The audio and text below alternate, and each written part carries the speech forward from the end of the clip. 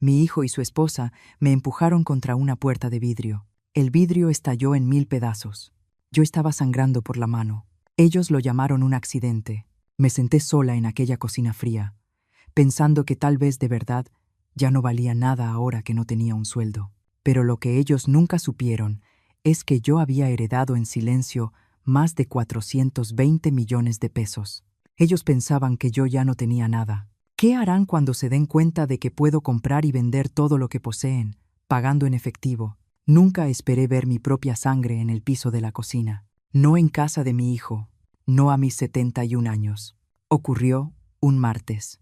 Afuera, en las montañas del Estado de México, comenzaba a caer una nevada ligera, constante, silenciosa, como el silencio justo antes de que algo se rompa. Mi hijo Bruno y su esposa Juliana habían estado tensos toda la mañana. Yo me hice pequeña, como a veces lo hacemos las mujeres mayores cuando sentimos que nuestra presencia ya no es bienvenida. Juliana estaba de pie junto a la encimera, con los brazos cruzados. Su voz era más cortante de lo normal. «Todavía estás aferrada a la escritura, ¿verdad?» No necesitó alzar la voz. Su tono fue suficiente para cortar el aire. La miré a ella, luego a Bruno. Él no me sostuvo la mirada. Solo estaba ahí, jugando con su teléfono, como si esa conversación no tuviera nada que ver con él. Pero sí tenía que ver. Tenía que ver con todos nosotros. La casa aún estaba a mi nombre, y eso no les gustaba. Yo sabía que estaban planeando algo. Susurros, correspondencia que desaparecía, cajones cerrados con llave, pero yo me había quedado callada. Dije con calma que todavía no estaba lista para firmar nada, que tal vez podríamos sentarnos más tarde y hablarlo bien. Quizá después de cenar. Juliana no esperó, dio 2 pasos al frente y señaló hacia la puerta trasera de vidrio. Dijo que necesitaba tomar aire, que estaba muy emocional, que era mejor que saliera un momento.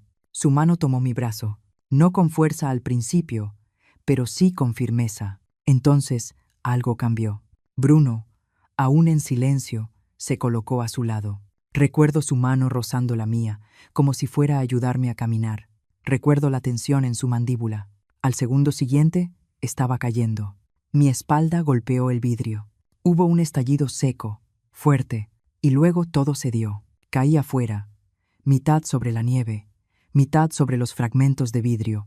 El frío me mordió los brazos. El olor de la sangre se mezcló con el aroma amargo de los pinos y el invierno. Por un momento pensé que tal vez ya no me levantaría, pero lo hice. Siempre lo he hecho. Desde adentro, Juliana gritó que había sido un accidente, que yo había perdido el equilibrio, que solo estaban tratando de ayudarme, pero no abrieron la puerta. No salieron a verme, ni siquiera Bruno. Yo me quedé de pie. Mi mano sangraba. Mi abrigo estaba roto. La nieve empapaba mis zapatos. Y aún así, lo único que sentía era quietud. No dolor, no sorpresa, solo quietud. Como si algo dentro de mí hubiera encajado de nuevo en su lugar. Me di la vuelta y caminé por el camino de entrada. No dije una sola palabra. No era la primera vez que me hacían sentir que no pertenecía ahí, pero sí fue la primera vez que lo vi con claridad. Querían que me fuera. Tenían planes para esa casa, y en sus ojos yo ya no era la madre que lo había criado. Era un estorbo, una firma, un retraso. No fui a un hospital grande. Fui a una clínica de urgencias para limpiar la herida y pedir un reporte. Después, todavía temblando, me fui a una cafetería de carretera. Me senté en la mesa del fondo y pedí café con mucha crema. La mesera no se inmutó cuando vio la sangre. Solo me pasó una servilleta y dijo en voz baja: «Tómese su tiempo». Y lo hice. Esa noche, mientras la nieve seguía cayendo en silencio, renté un carro y me registré en un motel. Mis manos todavía dolían, pero mi mente estaba más clara de lo que había estado en años. Sabía que tenía que actuar con cuidado. En silencio, no iba a gritar, no iba a suplicar, no iba a hacerme la víctima. Iba a hacer lo que siempre había hecho mejor: observar, pensar, moverme. Ellos creían que yo era débil, creían que yo ya estaba acabada, pero olvidaron quién construyó esta vida desde el principio. Olvidaron quién se aseguró de que nunca pasaran hambre, quién pagó sus estudios universitarios, quién firmó como aval su hipoteca. Ellos lo olvidaron. Yo no. Si todavía estás escuchando, gracias por estar aquí. Algunas historias no comienzan con sonrisas ni celebraciones. Algunas comienzan con vidrios rotos y el silencio que viene después. Pero el silencio, cuando se elige, puede ser poderoso. Y el mío apenas estaba comenzando. ¿Tú te habrías ido o te habrías quedado? Respóndete en silencio, en tu propio corazón, porque lo que viene después es cuando todo empezó a cambiar. Me quedé en el motel durante 3 noches. Era uno de esos lugares donde las sábanas siempre están frías y el ventilador del techo hace un tic-tac suave, como un reloj viejo quedándose sin tiempo, pero era tranquilo y nadie hacía preguntas. Yo necesitaba silencio más que comodidad. La mañana siguiente al incidente del vidrio, me levanté temprano. Mi mano estaba un poco hinchada, pero limpié la herida y la vendé de nuevo. Hice una lista. Solo 4 cosas. Simple, medibles, cosas que sí podía controlar. En la parte superior de la lista había una sola palabra. Pruebas. Siempre había confiado en mis instintos. Pasé décadas leyendo a la gente en salas de juntas y espacios de mediación, desactivando conflictos con una voz tranquila y las palabras correctas. Pero esto no era trabajo. Esta era mi vida, mi hijo, mi casa. Las líneas se habían ido borrando con el tiempo, hasta que ya no sabía si vivía con familia o entre personas que esperaban que me fuera. Recordé algo de unos meses antes. Una tarde silenciosa cuando Juliana llevó a los niños a casa de su madre, y yo me quedé sola en la casa. Había instalado una cámara pequeña tiempo atrás. Nada sofisticado, solo un respaldo. Estaba escondida en la esquina del librero, disfrazada como un pequeño búho de cerámica. No se lo dije a nadie. Nunca pensé que la necesitaría. Pero después de aquel momento en la puerta, lo supe. Llamé a la amiga que me ayudó a instalarla, Maya, una antigua colega de la red hospitalaria. Trabajaba en cumplimiento normativo y seguridad tecnológica, tan aguda como un bisturí, y nunca hacía preguntas innecesarias. En cuestión de horas, recuperó el video y lo envió a mi archivo privado. Lo vi una sola vez. Solo una. Las manos de Bruno. La voz de Juliana. El ángulo. El sonido de mi cuerpo golpeando el vidrio.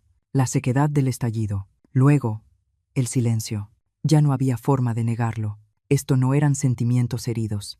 No era un malentendido. Era una agresión, y la habían cubierto con silencio y una falsa preocupación. Todo mientras miraban la casa que yo había terminado de pagar 27 años atrás. Llamé a una abogada al día siguiente. Se llamaba Nadia, una mujer de poco más de 50 años, con una voz áspera, como grava y acero. No pidió drama, pidió documentación. Se la entregué toda. Mientras ella comenzaba a preparar un caso por abuso contra una persona adulta mayor y coerción patrimonial, yo empecé a poner en marcha el resto de mis planes. Fui al banco en silencio. Retiré lo suficiente para moverme con rapidez, pero no tanto como para levantar alertas. La mayor parte de mi dinero seguía intacta, aún invertida en bonos gubernamentales, un fideicomiso privado de bienes raíces y una cuenta separada vinculada a un fondo dejado por un antiguo cliente. En total, más de 420 millones de pesos. Me había tomado años, pero era mío. Nunca le hablé de eso a Bruno. Él asumía que mi jubilación venía de una pensión modesta, que vivía de mi pensión y de lo poco que quedaba de la cuenta de su padre. Esa suposición lo mantenía cómodo en su derecho. Y Juliana, ella jamás imaginó que yo pudiera ser algo más de lo que aparentaba. Cabello canoso, suéteres suaves, mañanas silenciosas, fácil de ignorar. Pero yo había estado construyendo algo que ellos nunca se molestaron en ver.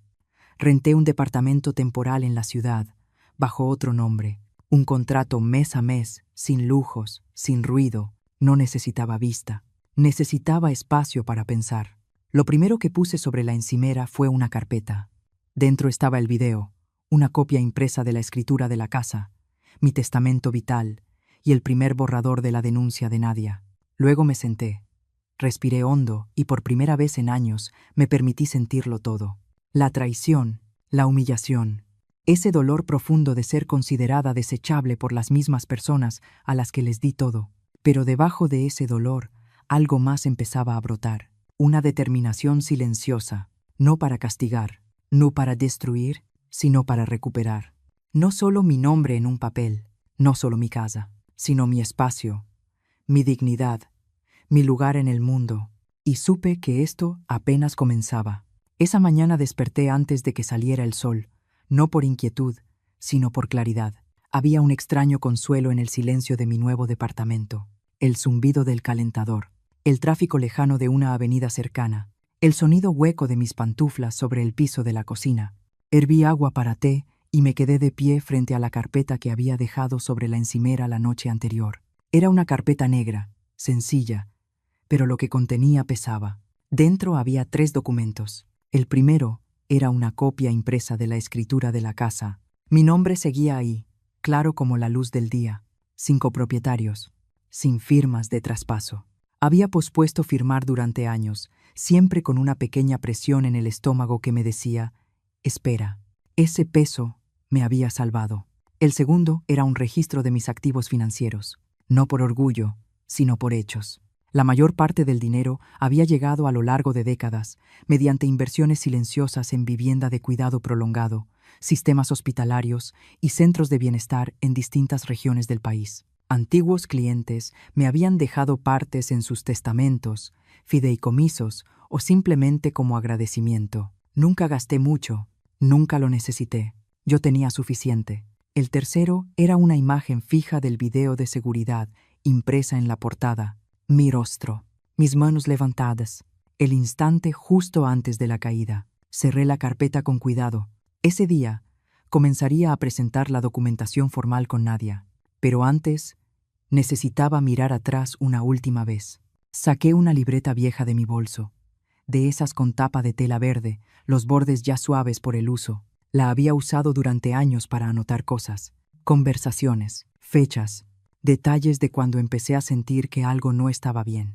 No fueron los grandes momentos los que formaron el cuadro completo, fueron los pequeños, como cuando noté que el correo era revisado antes de llegar a la mesa de la cocina, o cómo Bruno insistía en manejar él solo los recibos de servicios, aun cuando yo siempre los había pagado. Las preguntas de Juliana, casuales pero calculadas, sobre quién heredaría la casa o si ya había actualizado mi testamento. Y luego estaban los papeles que nunca volví a ver, mis comprobantes de pensión, el sobre del banco. Recordé un día en que pregunté si ya había llegado mi credencial del IMSS y Juliana me hizo a un lado con la mano, diciendo que la había guardado en un lugar seguro. Nunca la encontré, sola en la cocina de aquel departamento silencioso. Entendí que lo que había sentido no era paranoia, era preparación. No estaban esperando a que yo muriera. Se estaban preparando para que yo desapareciera en silencio, sin ruido, sin preguntas. Tomé un sorbo largo de té y miré por la ventana. La nieve había regresado, fina y constante, cubriendo los techos como polvo sobre estantes olvidados. Después del desayuno me vestí con cuidado, no por vanidad, sino por propósito. Pantalones grises, cuello de tortuga negro, abrigo de lana. El mismo abrigo que llevaba puesto cuando firmé mi primer contrato directivo en el hospital en 1984. Ese abrigo había visto más salas de juntas que muchos socios jóvenes en toda su carrera.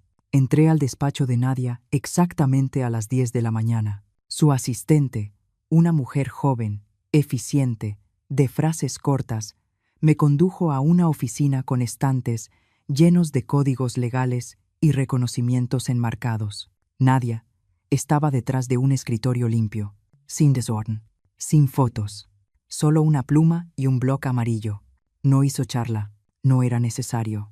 Abrió la carpeta, revisó cada página y asintió. Le tomó menos de 30 minutos confirmar lo que yo ya sabía. Tenía un caso, no solo por agresión, sino por manipulación financiera, coerción y abandono deliberado de una adulta mayor dependiente. Las leyes en México eran claras en materia de abuso a personas mayores, y Nadia había trabajado antes con jueces en casos similares. Todo se haría en silencio, sin medios, pero con firmeza.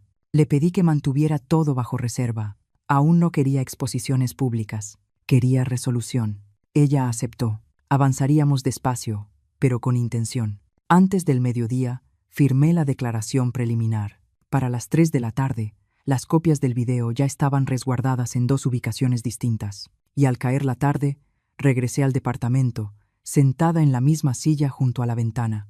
La carpeta ahora era más delgada, pero su peso era mayor. Faltarían semanas para que se presentaran los cargos, tal vez más antes de la fecha en el tribunal, pero el movimiento ya había comenzado. Y una vez que algo así empieza a rodar, no se puede detener. Esa noche no dormí mucho. Mi cuerpo dolía en lugares que antes no. Mi mano aún tenía un ligero temblor por la lesión, pero ya no me sentía pequeña, ni olvidada, ni invisible. Sabía que las personas que crié ya no me veían con claridad. Veían lo que creían que yo representaba. Un estorbo, una carga, un retraso, pero no lo sabían todo. No sabían que los fondos ya habían sido movidos a una sociedad distinta, que el fideicomiso había sido actualizado, retirando a todos los herederos hasta nuevo aviso, que la escritura de la casa no solo seguía a mi nombre, sino que ahora estaba legalmente protegida por un fideicomiso revocable. Y, sobre todo, no sabían que la mujer que intentaron borrar ya había escrito el siguiente capítulo sin ellos. Pasarían semanas antes de que notaran que algo faltaba. Pero el silencio que dejé atrás se volvería cada vez más fuerte con el tiempo. 3 días después de salir del despacho de Nadia, recibí una llamada discreta poco después de las 8 de la mañana. Su voz era pareja, tranquila. Los documentos habían sido presentados. La denuncia ya estaba oficialmente ingresada en el sistema judicial. Me dijo que no esperara nada dramático al principio. Estas cosas toman tiempo, pero ya había comenzado. No hablé mucho por teléfono. Solo un gracias suave. Colgué, y me quedé de pie en medio de la pequeña cocina, dejando que el silencio hablara más fuerte que cualquier palabra. Esa misma tarde, conduje hasta un centro postal privado cerca de la orilla del pueblo. Entregué un sobre ya sellado, con 3 documentos impresos dentro, una copia de la denuncia, una carta del abogado solicitando la devolución de cualquier y todo documento relacionado con la casa, y un aviso de contacto restringido, con efecto inmediato. La dirección en el sobre era la de Bruno y Juliana. No me quedé ahí. No miré atrás. Para cuando regresé a mi departamento, la nieve había empezado a caer otra vez. Esta vez más pesada. De esa nieve que aplasta todo, que vuelve el mundo más silencioso, como una tapa sobre una olla que va juntando presión lentamente. Me senté junto a la ventana y abrí mi cuaderno. Al volver a entradas antiguas, vi cómo antes anotaba cosas que parecían demasiado pequeñas para importar, pero ahora se leían como un patrón, una estrategia. Juliana una vez firmó, por accidente, la recepción de mis estados médicos. Eso fue hace 4 meses. Bruno se ofreció a actualizar por internet la información del impuesto predial por mí. Eso fue el invierno pasado. Habían intentado meterme en un nuevo plan de teléfono. Dijeron que me ahorraría dinero. En cambio, perdí acceso a mi aplicación bancaria durante 2 semanas. Todo sutil, todo calculado. Ese día hice una lista nueva, no de lo que había perdido, sino de lo que todavía tenía bajo control total. La escritura, el fideicomiso, el video, la ley, y más importante que todo, yo misma. A la mañana siguiente, Nadia me envió un correo con una actualización del caso. El juzgado había fijado una fecha de revisión preliminar. Nada público, sin arrestos, pero si las cosas seguían como se esperaba, el video se usaría como evidencia directa y podría dictarse una orden de restricción temporal.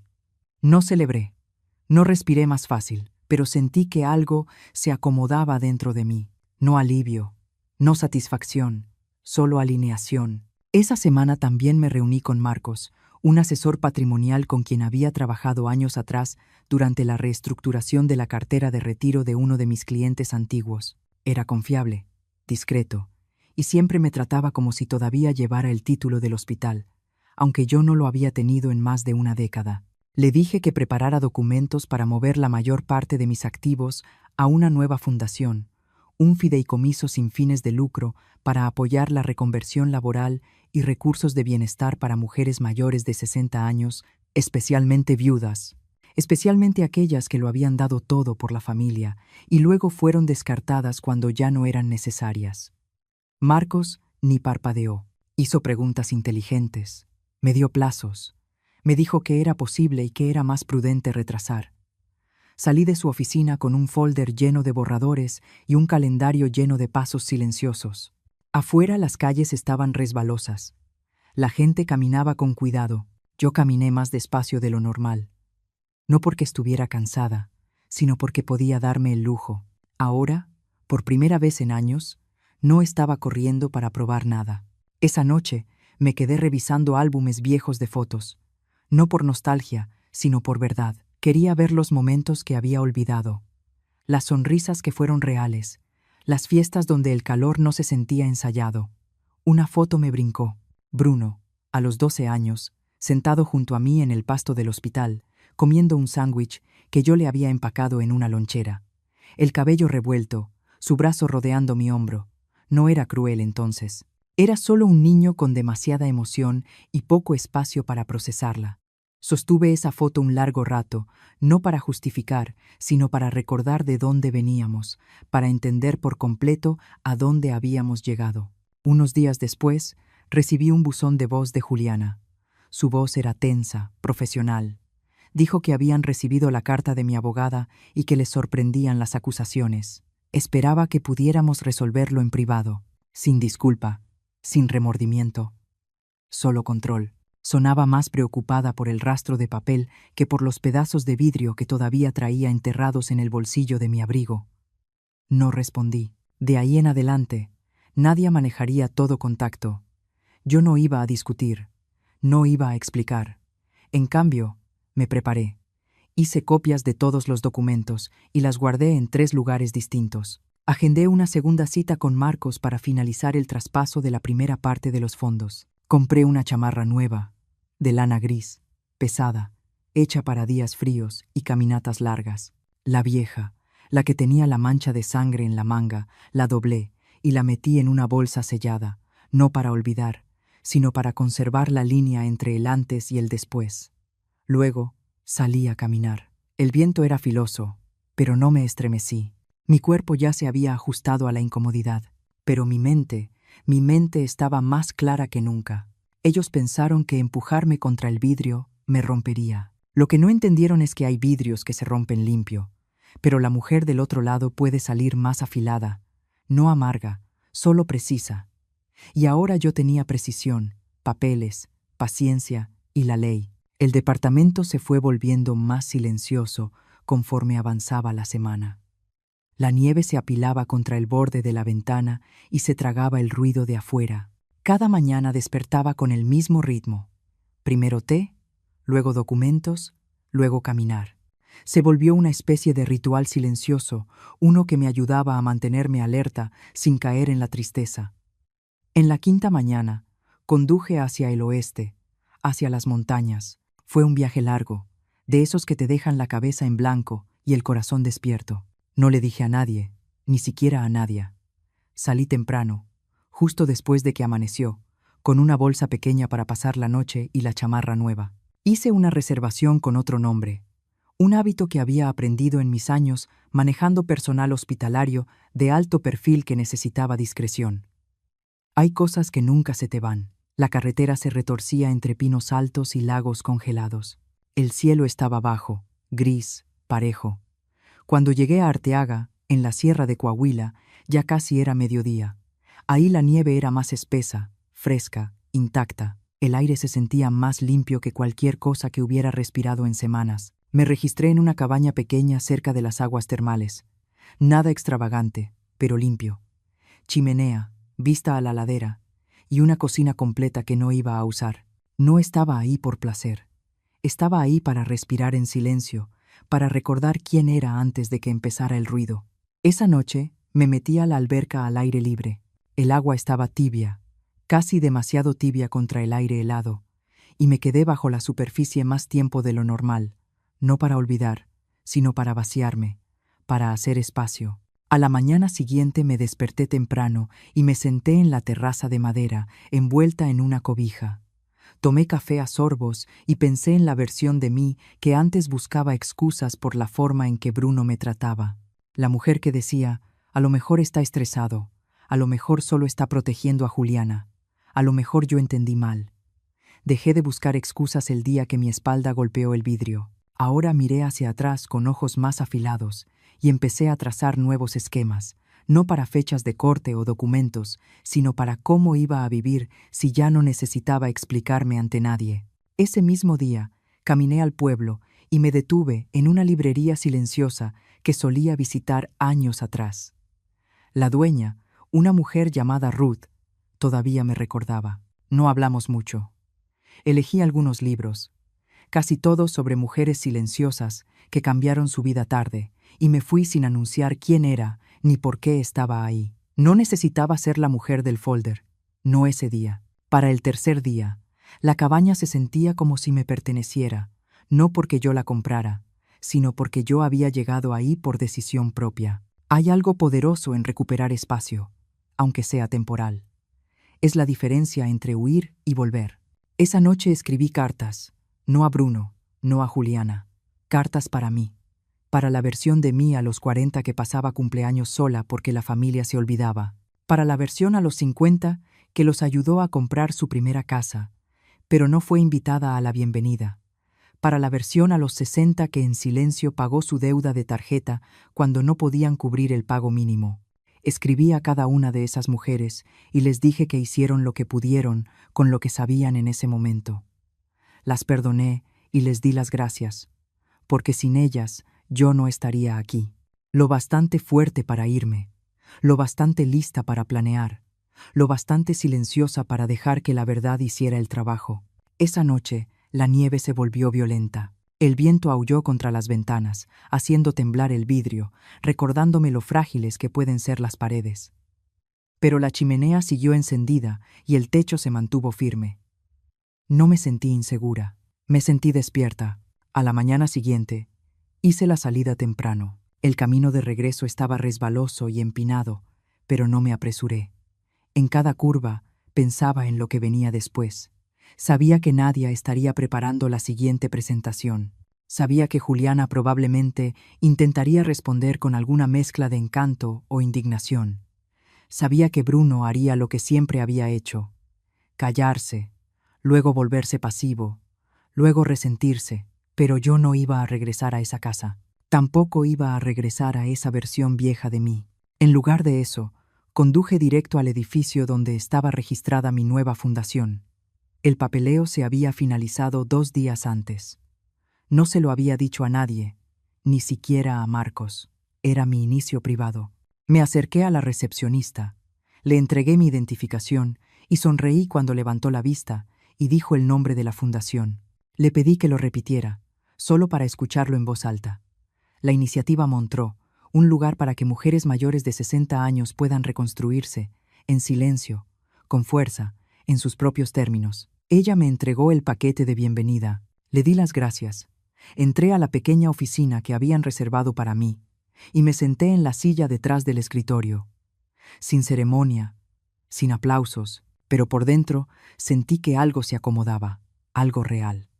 Bruno una vez me dijo que yo era demasiado sensible, que tenía que dejar de tomarme las cosas tan a pecho. Ahora me las tomaba a pecho a propósito, no por dolor, sino por claridad, porque a veces, después de que la nieve se asienta, te das cuenta de que el camino no estaba perdido, solo había estado cubierto por un tiempo, y ahora yo lo estaba caminando sola. La primera vez que volví a ver a Juliana no fue en un tribunal ni por una llamada, fue en una muestra de propiedades. Yo no lo había planeado así, pero la vida tiene un ritmo raro cuando dejas de intentar controlar el tempo. La firma para la que ella trabajaba organizaba un recorrido de casas recién renovadas en las afueras de la ciudad. Una de las casas, un rancho minimalista de 5 recámaras, con vigas expuestas e interiores escandinavos, había sido financiada por un grupo privado de inversión. Lo que Juliana no sabía era que ese grupo había pasado recientemente a una nueva administración. En silencio, con discreción, esa administración era yo. Llegué 10 minutos antes, con lentes oscuros y un abrigo largo. No necesitaba esconderme, pero tampoco quería ser el centro de atención. Recorrí la casa como cualquier invitada, escuchando la voz pulida de Juliana mientras explicaba el azulejo importado, la calefacción bajo el piso, los reembolsos por paneles solares. Se veía igual. El cabello perfecto, la voz firme, ese tono excesivamente amable que usaba cuando estaba vendiendo algo. La observé señalarle a una pareja, más joven que ella, la cocina renovada. Sonreía de un modo que no le llegaba a los ojos. Cuando se giró y me vio, noté que su expresión se quebró apenas un segundo. Luego se recompuso. No estaba segura de si debía reconocerme. Yo no le di oportunidad. Entré a la recámara principal y pasé los dedos por el alféizar de la ventana. El aire olía a cedro y aceite de limón. Todo estaba montado. Nada se sentía vivido, igual que su matrimonio. Claudia, su asistente, me siguió. Era joven, rápida. La había visto una vez en una reunión familiar años atrás, cuando apenas empezaba en el equipo de Juliana. Ahora llevaba un traje entallado y sostenía una carpeta. Se aclaró la garganta detrás de mí y dijo, con un tono más arrogante de lo necesario, que esa era una visita privada. Yo me giré despacio y la miré a los ojos. No necesité levantar la voz. Simplemente le entregué una tarjeta de presentación con el nombre de la firma de inversión. Mi nombre aparecía como socia estratégica. Sus ojos recorrieron la tarjeta y se abrieron. Balbuceó algo sobre verificar con Juliana. Yo le dije que se tomara su tiempo, que yo estaría en la sala de sol. 10 minutos después, Juliana entró. No me saludó. No me preguntó por qué estaba ahí. Solo miró la tarjeta en la mano de Claudia y luego me miró a mí. Vi el pánico debajo de su calma. Le pregunté si ya había revisado el registro más reciente de patrocinio. Ella no contestó. Yo ya sabía la respuesta. La empresa para la que trabajaba había tomado un préstamo puente de un grupo de financiadores silenciosos para esa renovación. Cuando asumí la administración del fondo, me convertí en socia silenciosa, no por poder, sino por posición. Juliana se quedó rígida, con los ojos calculando. Casi podía oír los engranes moviéndose en su cabeza. Ella sabía que esto no era al azar. Sabía que esto no era coincidencia. Le dije, sin más, que todo deja rastro en papel, y que todo lo que se abandona tarde o temprano termina llevando de vuelta a casa. Y me fui. No esperé respuesta. No necesitaba una confrontación. Ese no era el punto. El punto era recordarle que había subestimado a la mujer equivocada. Esa tarde me senté sola en un café pequeño a las afueras de la ciudad, tomando té negro mientras el cielo se volvía morado oscuro. Una mesera joven me preguntó si necesitaba algo más. Yo sonreí y dije, no, gracias. Por primera vez en mucho tiempo, no me sentí invisible. Más tarde esa noche revisé mi correo. Nadie me había reenviado nueva correspondencia del tribunal. La investigación había pasado oficialmente de revisión preliminar a trámite activo. Habría entrevistas, declaraciones y, si era necesario, audiencias. También incluyó una lista de evidencias que ya habían quedado selladas para el caso. Entre ellas estaba el video de la noche del incidente, una declaración jurada de 2 vecinos que habían escuchado la discusión y el historial financiero de los intentos de Bruno por poner los recibos de mis servicios a su nombre. Era un avance lento, pero sólido. Esa misma semana, recibí una notificación de que el papeleo del fideicomiso para la iniciativa Montro había sido aprobado. El banco confirmó que la primera transferencia ya se había asentado.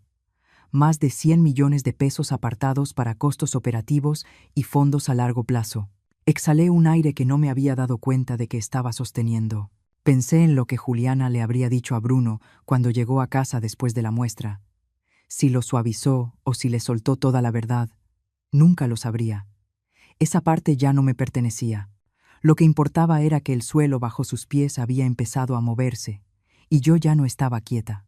No supe nada de Bruno directamente, al principio, pero el silencio en sí decía mucho. Para alguien que siempre encontraba la manera de meterse en cada conversación, en cada cuarto, en cada decisión que yo tomaba, su retirada repentina hablaba por sí sola. Juliana, en cambio, no pudo evitarlo.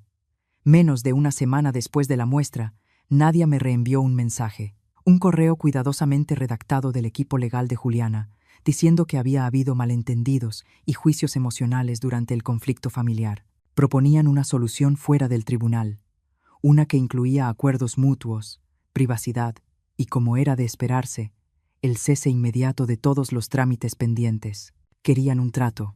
Yo no respondí. Nadia sí. Su respuesta fue breve. El proceso continuaría. No se aceptaría más intercambio fuera de los canales oficiales. La cadena de correos terminó ahí. Más tarde ese mismo día, Marcos me llamó. No era de los que se alarman, pero su voz traía una tensión que no le había escuchado antes. Le había llegado una solicitud inesperada de un grupo inmobiliario externo pidiendo verificación de propiedad sobre uno de los terrenos ligados a mi fideicomiso. Al parecer, alguien estaba tratando de buscar grietas. Le pregunté a Marcos qué necesitaba de mí. Él hizo una pausa y dijo que ya lo había resuelto. Los documentos habían sido reforzados meses atrás gracias a la reestructuración que hicimos a inicios de año. No había de qué preocuparse. Aún así, quería mantenerme al tanto. Cuando colgué, me quedé sentada en mi sala, mirando cómo la nieve caía lento. No me sorprendió. Yo había esperado resistencia, pero esto era otra cosa. Esto era desesperación disfrazada de estrategia.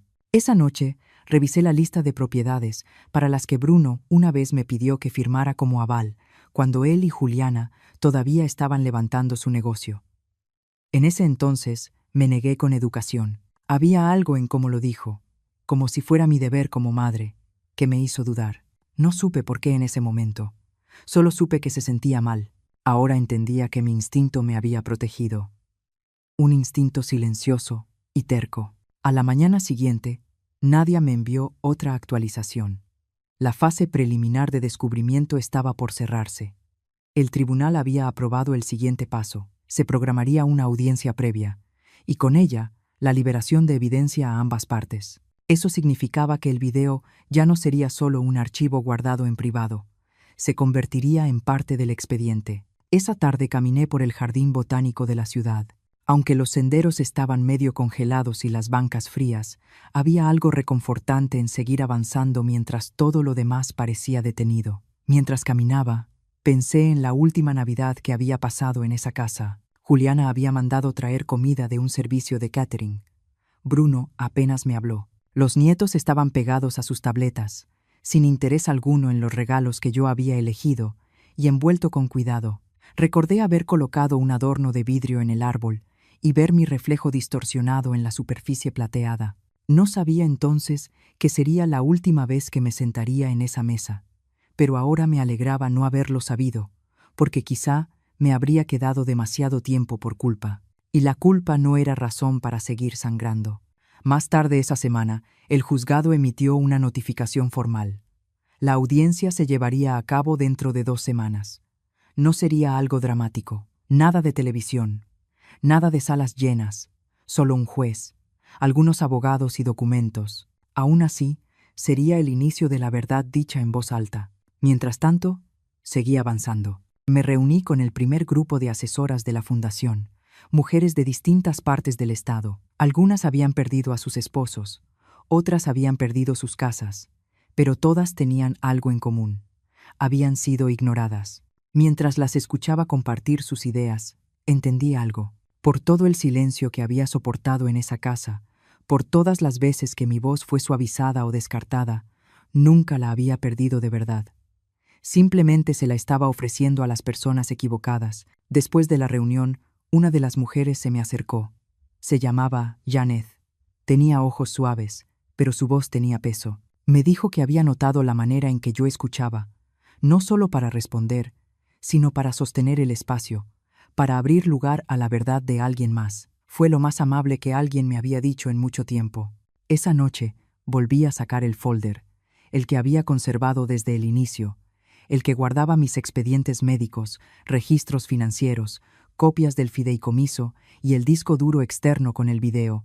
Lo coloqué en una nueva caja fuerte ignífuga que había instalado en mi departamento la semana anterior, porque ya no se trataba solo de protección, era preparación. La casa que Bruno y Juliana habían intentado controlar ya no les pertenecía. El banco había congelado la línea de crédito bajo revisión. La hipoteca había sido señalada. Todo comenzaba a moverse bajo sus pies, y ellos no tenían idea de lo inmóvil que yo me había vuelto, porque la quietud, había aprendido, no es debilidad, es esperar con intención, y yo ya había terminado de esperar. Todo comenzó con una llamada de Nadia, una tranquila mañana de jueves. Su tono había cambiado. No era duro, pero tenía un peso que no le había escuchado antes. La casa, mi antigua casa, estaba oficialmente bajo investigación. El video había sido revisado tanto por el juzgado como por una unidad especializada de la Fiscalía encargada de casos de abuso a personas mayores. Lo estaban tomando en serio. Ahora, dijo, habría una visita oficial al lugar.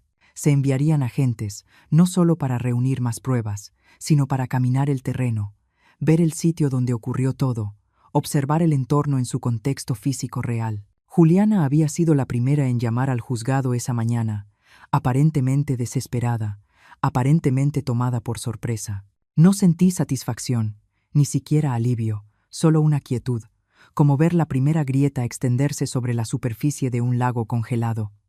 No pedí detalles. Nadie dijo que ella se encargaría de todo. Lo que yo tenía que hacer ahora era mantenerme firme, sin contacto, sin movimientos bruscos. El proceso estaba funcionando como debía. Más tarde ese día, me senté en la pequeña mesa del comedor, con los dedos apoyados en el borde suave de la taza de té. Afuera, la nieve comenzaba a derretirse un poco. Un momento raro de sol abriéndose paso tras semanas de frío. Dejé que la luz me tocara el rostro a través de la ventana, tranquila, tibia, sin molestia. Esa tarde recibí un mensaje de un número desconocido, corto, sin saludo. Tus vecinos están hablando. ¿Qué nos estás haciendo? No había nombre, pero el número estaba ligado al teléfono de Bruno. No me había hablado directamente en meses, no desde la noche en que me empujó, no desde que mi sangre se filtró en el piso de una casa que ya no controlaba. No respondí. Le pasé el número a Nadia. Ella lo marcó para documentación. Esa noche salí a caminar por la ciudad, no lejos del juzgado. Pasé frente a una de las oficinas legales que tiempo atrás había rechazado mi caso cuando llegué sola, sin abogado, con la muñeca amoratada y la voz temblorosa. Ni siquiera me ofrecieron una consulta, solo una inclinación educada de cabeza y el número de una línea de ayuda. Ahora pasé de largo sin amargura. Tenía a Nadia. Tenía un expediente del tamaño de una novela de tapa dura. Tenía atención oficial. En casa, revisé la línea de tiempo otra vez, no porque la hubiera olvidado, sino porque necesitaba recordar cuánto había tardado la verdad en tomar forma.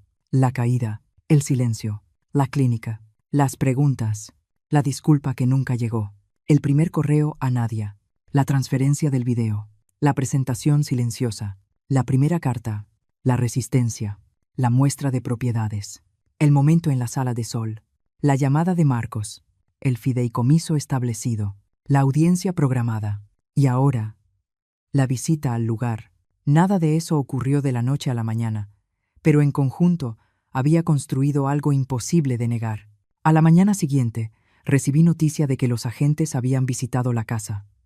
Habían hablado con los vecinos.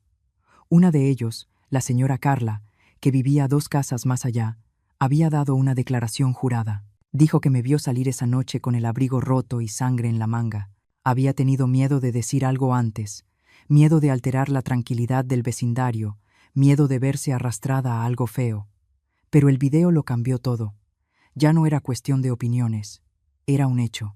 Nadia me dijo que dentro del juzgado crecía la conversación sobre presentar cargos formales contra Bruno y Juliana, no solo por agresión, sino por ponerme en peligro y por ocultamiento intencional de pruebas. Habían esperado demasiado para decir que fue un accidente. Habían hecho demasiado para cubrirlo. Ese fin de semana volví a visitar la oficina de la fundación. Había un letrero nuevo en la pared, una placa color marfil con letras plateadas en relieve. La iniciativa Montreux. Una joven me recibió en la entrada. Tenía 23 años. Hacía prácticas mientras estudiaba enfermería. Sonrió con entusiasmo y se ofreció a mostrarme el lugar, sin saber quién era yo. Le dije que prefería caminar sola. Asintió, respetuosa.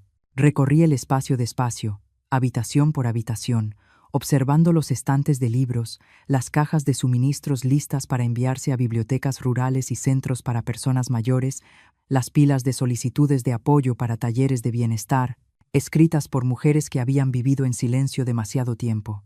Me detuve en la sala de juntas, pasé la mano por el borde de la mesa, me senté un momento y miré por la ventana. Una vida puede verse ordinaria en el papel, pero las decisiones que la moldean suelen llegar en silencio, sin anuncio, sin celebración, como sentarse en una sala de audiencias, no como acusada, sino como testigo, como escuchar el nombre de tu hijo dicho en un tono legal, como saber que no alzaste la voz, pero sí levantaste la verdad.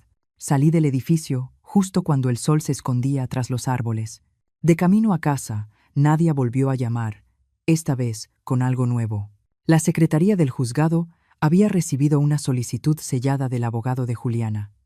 Una petición de mediación anticipada, voluntaria, privada, un último intento por evitar cargos formales. Eso solo significaba una cosa: sabían lo que venía. Y tenían miedo. Detuve el auto a un lado del camino, bajé la ventana y dejé que el aire frío me picara el rostro. No me sentí victoriosa. Me sentí despierta, viva, intacta. La fecha de la audiencia no fue ruidosa. No hubo cámaras ni público abarrotado, solo una pequeña sala en el segundo piso del edificio del juzgado, con ventanas que daban a una fila de árboles grises que hacía tiempo habían perdido sus hojas.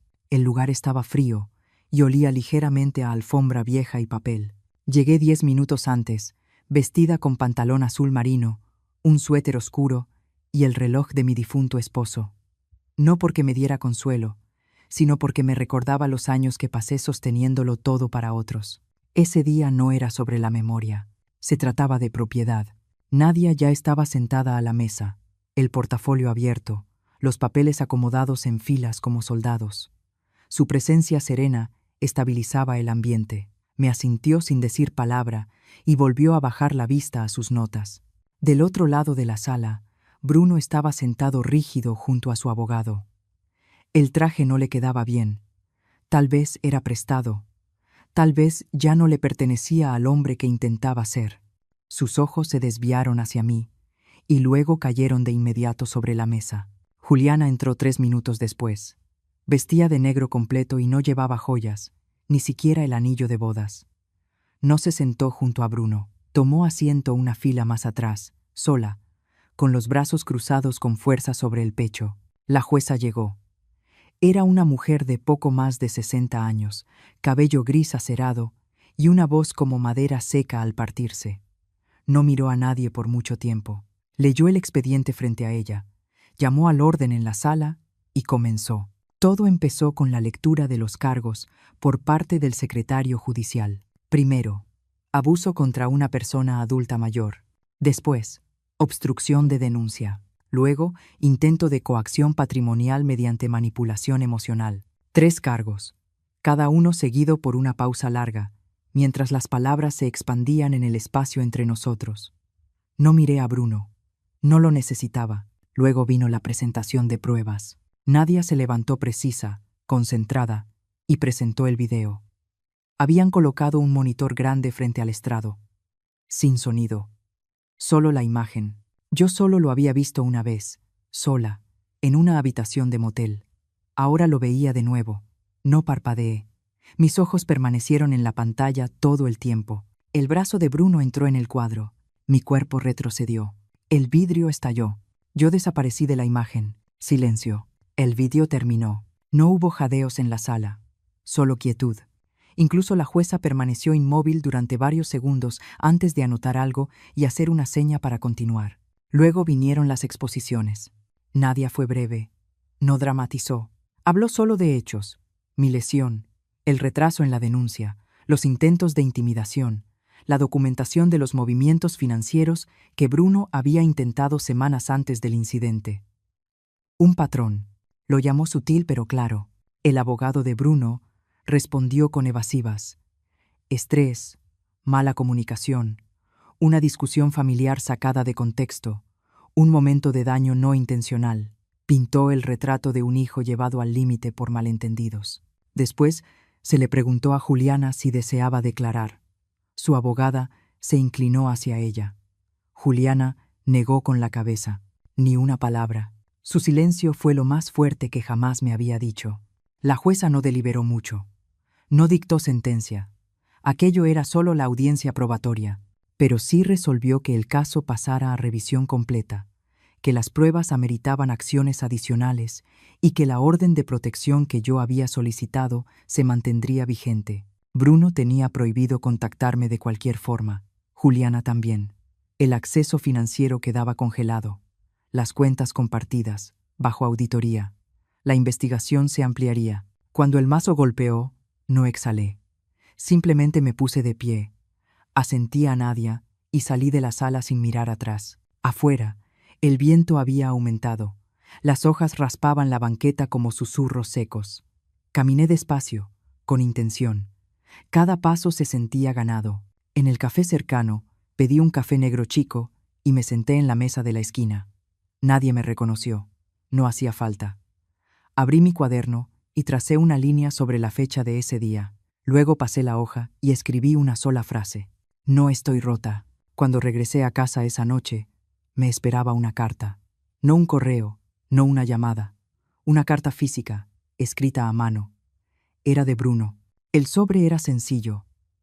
La letra irregular, como si le temblara la mano al escribir. Decía que lo sentía, que había estado bajo presión, que no sabía qué se le había metido, que no pensó que llegaría tan lejos. Me pedía que recordara al niño que había sido. La leí una vez, luego otra. Después la doblé y la guardé en un cajón que casi nunca abría. No por rencor, sino porque el perdón es un proceso, no una actuación. Esa noche me senté junto a la ventana, con las luces apagadas. No lloré, no sonreí. Solo me quedé en silencio, dejando que la noche sostuviera su peso. La casa quedó oficialmente a mi nombre. La escritura fue protegida con medidas cautelares. El testamento actualizado. Mi fundación había obtenido su estatus legal sin fines de lucro. Nuestra primera reunión oficial del consejo estaba programada dentro de 2 semanas. Había vidas que ayudaría a cambiar, no por venganza, sino porque podía. Y eso era poder, no el que grita, el que construye. Me senté en la orilla de la cama de visitas en mi nuevo departamento. La carta seguía guardada en el cajón del otro lado del cuarto. No la había vuelto a tocar desde esa noche, pero había pensado en ella, no en lo que escribió, sino en lo que no dijo, en lo que no parecía comprender.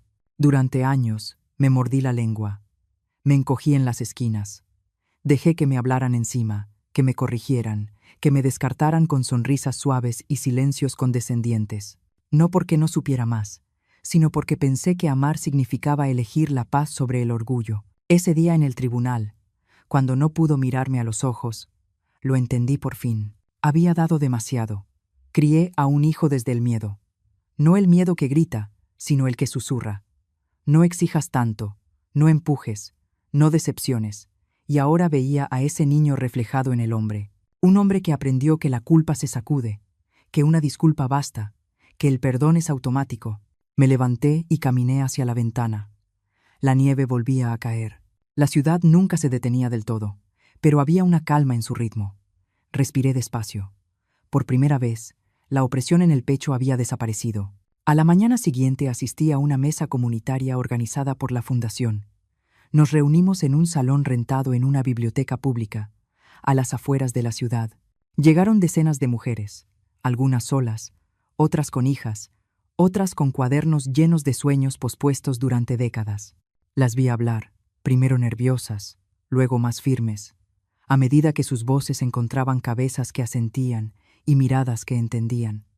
Había algo casi sagrado en la forma en que se escuchaban entre ellas. Sin juicio, solo dolor compartido y reconocimiento silencioso. Durante un receso, una mujer llamada Felicia se sentó a mi lado. 65 años, recién divorciada. Su hijo se había mudado y casi no llamaba. Tenía ojos amables, pero cansados. Me dijo que siempre creyó que volverse invisible era parte natural de envejecer, que era normal. Ahora ya no estaba tan segura. Le dije que yo también había confundido el silencio con fortaleza, que había creído que no pedir nada era una virtud. Ella rió bajito y dijo, entonces quizá ya es hora de reescribir cómo se ve la fuerza. Más tarde esa tarde, mientras caminaba hacia mi coche, pasé frente a una pequeña librería en la esquina.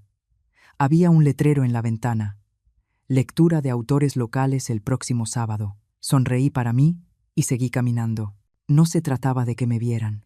Se trataba, por fin, de verme con claridad. En casa, preparé té y abrí un cuaderno en blanco. No pensaba escribir un diario, solo quería sentir el papel. Me recordó cuando escribía notas para los almuerzos escolares de Bruno. Pequeños ánimos. Tú puedes, creo en ti. Eres más fuerte de lo que piensas. Ahora estaba escribiendo esas mismas palabras para mí. A la mañana siguiente, llamó Marcos. Las auditorías finales habían regresado. Cada intento que Bruno y Juliana hicieron por tocar mis bienes había fallado. Las solicitudes fraudulentas, las consultas disfrazadas, los documentos manipulados, presentados apenas días antes del incidente. Todo documentado, todo bloqueado, todo rastreable. La voz de Marcos llevaba un orgullo sereno. También me dijo algo que no esperaba. Una estudiante de Derecho bajo su tutoría se había ofrecido a llevar el caso más allá, no para castigar más, sino para sentar precedente. El video, el patrón documentado, el silencio que yo soporté, todo dibujaba un cuadro de abuso a personas mayores que a menudo pasa inadvertido. Quería escribir sobre ello, crear conciencia. Di mi consentimiento, no porque quisiera que contaran mi historia, sino porque quería que otras como yo supieran que no estaban solas. Esa misma semana, el nombre de Juliana fue retirado de 2 propiedades que había intentado usar como garantía. El banco revirtió la transferencia. No tenía ningún derecho legal. Y Bruno. Sus cuentas siguieron congeladas. La jueza había fijado una audiencia de revisión para la restitución financiera. Y aún así, yo no sentía triunfo. No lo necesitaba. Lo que sentía, en cambio, era un despeje suave, un camino silencioso abriéndose frente a mí, ya sin enredos de confusión ni de miedo. Ese fin de semana volví a Arteaga, a la sierra. Caminé los senderos que había encontrado meses atrás, cuando corrí del caos sin saber qué venía. Esta vez los caminé no como alguien que huye, sino como alguien que regresa. En el último tramo, cuando el sol empezó a bajar, me detuve cerca de la cresta que miraba hacia el valle. Cerré los ojos. Pensé en esa noche, el vidrio, el silencio, el dolor en el pecho mientras esperaba una disculpa que nunca llegó, y susurré bajito, no para él, sino para mí. No merecías eso. Ni el empujón, ni el abandono, ni los años de que te hablaran encima, de que te ignoraran, de que solo contaran contigo cuando les convenía. No merecías la suposición de que siempre ibas a estar ahí, que siempre ibas a decir que sí, que siempre ibas a mantenerte pequeña. No merecías nada de eso, y aún así lo sobreviviste. Esa noche dormí sin despertarme ni una sola vez. El primer sueño completo que tuve en años. Sin recuerdos persiguiéndome en la oscuridad, sin susurros de lo que pude haber hecho distinto. Solo descanso, solo aire, solo paz. Nunca se trató de venganza. Se trató de recuperar la voz que enterré bajo años de quietud, y ahora que la tenía de vuelta, no iba a soltarla. Ese lunes por la mañana, entré a la oficina justo cuando empezó a caer la primera nieve otra vez. La iniciativa Montro había crecido desde la última reunión del consejo.